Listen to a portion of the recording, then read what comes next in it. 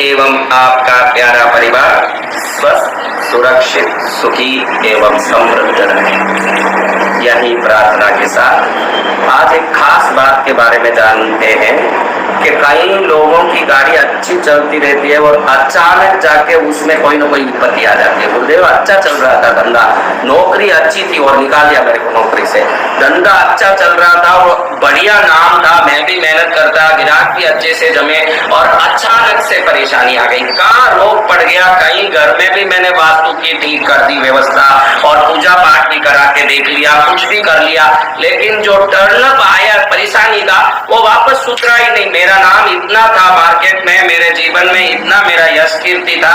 आज जो लोग मेरे को रामलाल जी आओ करते थे आज 8 साल पहले, अब मैं जाऊं तो रमैया आना रे, रमैया ऐसे करते हैं, इज्जत जाती है। महाराज क्या करो, आप खास ध्यान रखना, आपके जीवन में जब भी कोई परेशानी आती है तो वो अज्ञानता से आती है। बहुत सरल से ये बात समझाऊंगा कि क्यों आती है। उन चीजों का ध्यान रख लोगे तो कभी परेशानी आ नहीं सकती, उसका थोड़ा सा ध्यान रखिएगा। खास करके औरतें कई जाती है अपनी बहन के घर, पियर जाती है, तो पियर जाते समय में वो 2 दिन के लिए सोच के 2 कपड़ा लेके जाती है और वहां जाने के बाद उसको माँ बोलती है कि बेटा 2 दिन रह जाना, बाद में जाना। ठीक है, रह जाती हूँ। अरे कपड़ा नहीं है, क्या करूं? तेरी बहन का पहन ले, तेरी जो ननद का पहन ले, तेरी भाभी का पहन ले। ऐसे दूसरों की पहनी हुई साड़ी नहीं पहनी हो ऐसी कोई औरत दुनिया में, एक बात तो भी, दूसरों की साड़ी जरूर उसने पहना होगा। जब भी आप किसी का वस्त्र, पुरुष हो या स्त्री, दूसरों का वस्त्र लेके आप पहन रहे हो तो आज तक किया हुआ आपका पुण्य, मेहनत और समृद्धि में पानी फेर दिया, समझ लेना।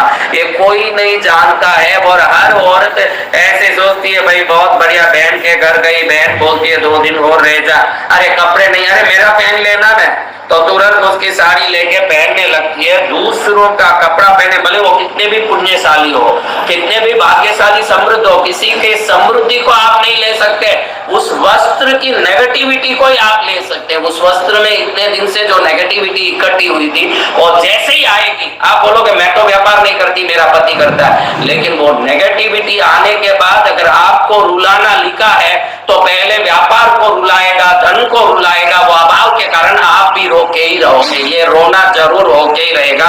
इसलिए कभी भी किसी स्त्री को दूसरों का पहना हुआ, कोई नवा गिफ्ट देते हैं वो अलग बात, भाई नया गिफ्ट दिया, मेरी बहन ने नई साड़ी दी वो अलग बात, मेरे परिवार वालों ने नया दिया अलग बात। किसी का पहना हुआ अभाव के कारण भाई 4 दिन और रहना, 13 दे दे, पहनती हो के नहीं बहनों, फिर आके हाथ उठाएगा हम बहुत दुखी है, क्यों पहनना, जाओ तभी 4 ज्यादा ले जाओ, नहीं है क्या?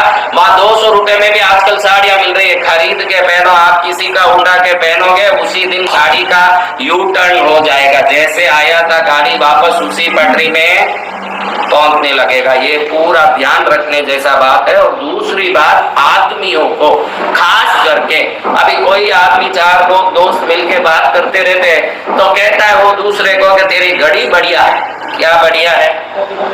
ये बात होती है कि तेरी घड़ी शानदार है, तो वो भी कहता 4 दिन तू पहन ले, होता है कि नहीं भाई, 4 दिन तू पहन ले, भाई दोस्तों में बात होती है 4 दिन तू पहन ले, अरे दोस्त का वापस दे दूंगा, पहन लेता है। घड़ी यहाँ पहनी जाती है, कहाँ पहनी जाती है? और डॉक्टर नाड़ी कहाँ पकड़ता है?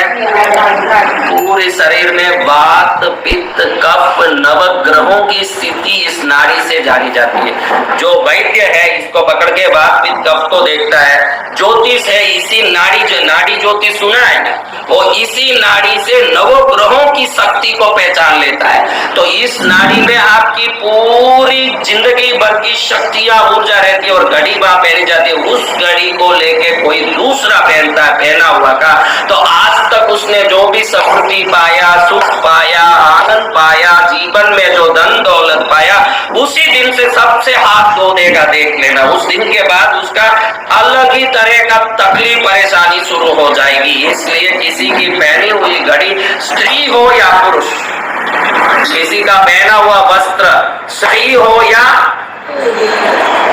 पहनना कभी नहीं हो। कर्चिफ, खास करके कर्चिफ, वस्त्र से तुरंत, वस्त्र 7 दिन 10 दिन महीने में काम करना शुरू करता है, कर्चिफ उसी शाम को शुरू कर देगा, क्योंकि कर्चिफ को आप लोग हाथ में यूज करते हो, उसको हैंड कर्चिफ बोलते हो। क्या बोलते हो?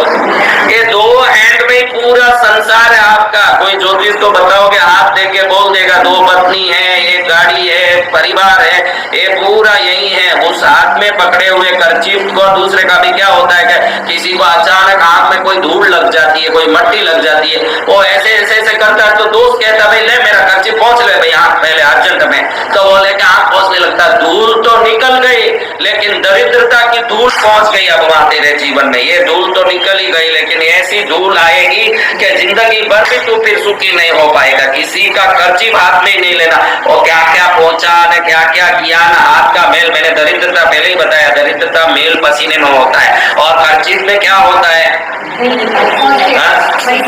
और अपना मेल पसीना ही इतना दुख देता है, तो पड़ोसी का मेल पसीना चढ़ा लेंगे अपने ऊपर, तो कैसा दरिद्रता आएगा। इसलिए कर्चिफ हो, वस्त्र हो या घड़ी हो, ये 3 चीजों का अगर किसी से नहीं लोगे और इससे बचे रहोगे, तो आप दुख से भी बचे रहोगे, सदा सुखी रहोगे, आपको कोई कुछ नहीं कर पाएगा।